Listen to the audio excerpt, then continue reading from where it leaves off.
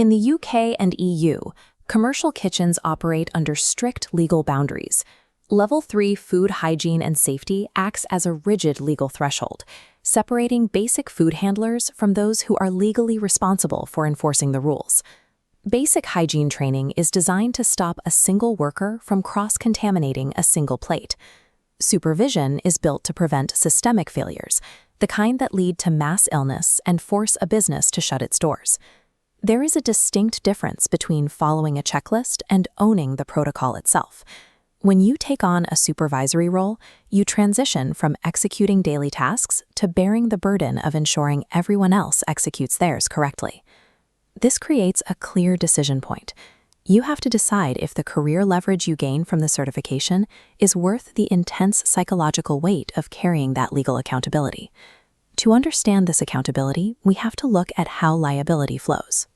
At the very top, regulatory bodies, agencies like the FSA in the UK and the EFSA in Europe, set the baseline laws. The burden of complying with those laws flows directly down to the individual business owner. The state holds them ultimately responsible for the safety of the food they serve. But an owner cannot watch every cutting board at all hours, so they delegate the daily operational liability down to a designated Level 3 supervisor. That supervisor is then tasked with managing the actions of the Level 2 floor staff working beneath them. Owners often focus on high-level finances, while supervisors get consumed by the daily rush, creating a gap where oversight can easily evaporate. This makes the connection between them the most vulnerable point of a business's legal defense. Stepping into this position means placing yourself squarely in the middle of that chain. If the kitchen's systems fail, you are the one painted with a legal target. Getting to that position requires a significant upfront investment. Earning the certification takes an intensive 15 to 20 hours of educational commitment. A large portion of that time goes toward learning HACCP. This logic system relies on identifying hazards, setting critical limits, monitoring those limits, and taking corrective actions when things drift out of bounds. Mastering this framework forces you to stop looking at a kitchen as a series of isolated tasks. You have to map out systemic risks across the entire operation, from delivery intake to the final plate. For the employee, this means giving up personal time or valuable floor hours to sit and study dense regulations. For the business owner, it means paying wage hours for non-revenue-generating training sessions, knowing there is no immediate financial return. This initial friction of time and money is a mandatory cost.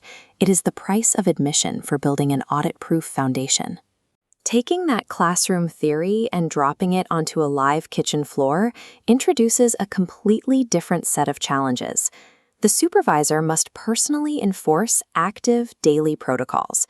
This includes keeping meticulous temperature logs, maintaining strict cleaning schedules, and tracking allergens to the ingredient. Those compliance tasks are slow and methodical. A dinner service, however, is loud, chaotic, and demands maximum speed. This creates a constant operational clash. To ensure standards are met, the supervisor frequently has to halt the kitchen's momentum and force everyone to slow down. That creates social friction. You often end up policing your own peers, acting as a deliberate bottleneck to the service they are trying to push out. It alters your workplace relationships. You have to transition from a collaborative teammate on the line into a strict authority figure. The written exam measures memory, but the actual role requires the interpersonal fortitude to enforce unpopular rules while everyone around you is under peak stress. The ultimate stress test for your systems is a spot inspection by an environmental health office auditor.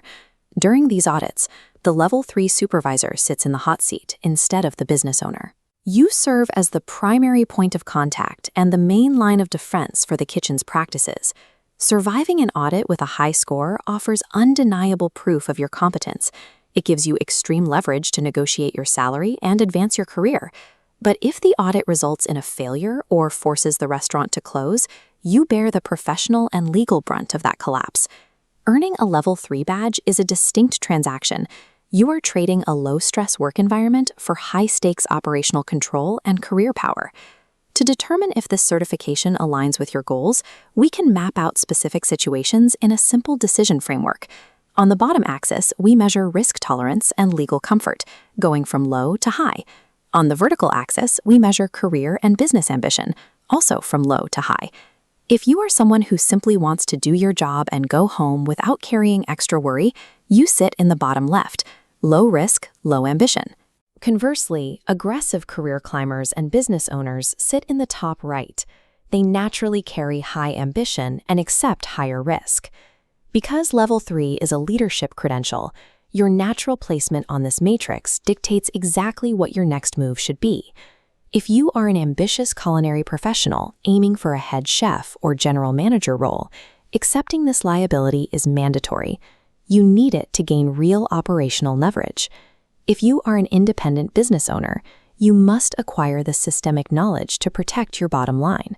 Even if you plan to delegate the daily logging to a shift manager, you have to know how the systems function. But if you are a floor worker who dislikes interpersonal conflict, reject the title. Unless you are offered a substantial pay increase to match the new legal stress, it is a bad deal. The friction points remain clear across the board.